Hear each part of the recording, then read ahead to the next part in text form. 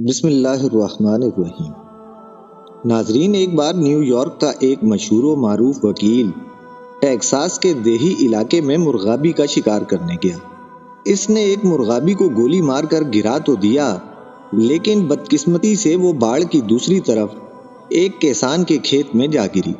جیسے ہی وکیل باڑ پر چڑھا، ایک بوڑھا کسان اپنے ٹریکٹر پر نمودار ہوا اور سوال کیا کہ تم یہاں کیا کر رہے ہو؟ وکیل نے جواب دیا کہ میں نے ایک مرغابی کو گولی ماری ہے اور وہ اس کھیت میں گر گئی ہے، میں اسے لینے جا رہا ہوں۔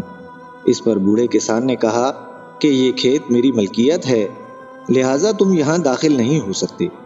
وکیل نے بوڑھے کسان کو کہا کہ میرا شمار امریکہ کے نامور وکلا میں ہوتا ہے، اگر تم نے مجھے مرغابی حاصل کرنے کی اجازت نہیں دی تو میں تم پر مقدمہ کر دوں گا، اس کے بعد جو کچھ تمہارا ہے وہ میرا ہو جائے گا۔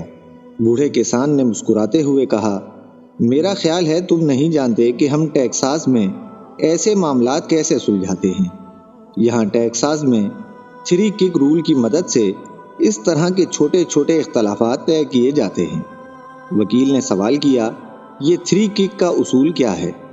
کسان نے جواب دیا، اس اصول کے تحت پہلے میں تمہیں 3 بار لات ماروں گا، پھر تم یہی عمل میرے ساتھ دہراؤ گے اور یہ سلسلہ اس وقت تک چلتا رہے گا جب تک کہ ہم میں سے کوئی ایک ہار نہیں مان لیتا۔ وکیل نے فوری طور پر سوچا کہ یہ بوڑھا کسان تو میری 2 لاتوں کی مار ہے۔ یوں اس نے مقامی رسم و رواج کی پابندی کرتے ہوئے مجوزہ مقابلے پر اتفاق کر لیا۔ اب بوڑھا کسان دھیرے دھیرے ٹریکٹر سے نیچے اترا اور پیدل چل کر وکیل تک پہنچا۔ اس نے اپنے بھاری بوٹ والی پہلی لات وکیل کی پنڈلی پر ٹکائی، جس نے وکیل کو گھٹنوں کے بل گرا دیا۔ اس کی دوسری لات وکیل کے ناک پر لگی۔ وکیل خون بہتی ناک پکڑے لیٹا تھا۔ جب اس کے گردے پر لگنے والی تیسری لات سے وہ تقریباً ہارنے والا ہو گیا۔ وکیل نے پانی کے چند گھونٹ سے خشک ہوتا حلق تر کیا۔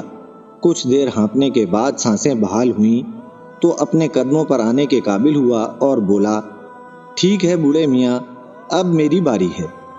بوڑھے کسان نے مسکرا کر کہا، نہیں، اس کی ضرورت نہیں، میں ہار مانتا ہوں، آپ مرغابی لے سکتے ہیں۔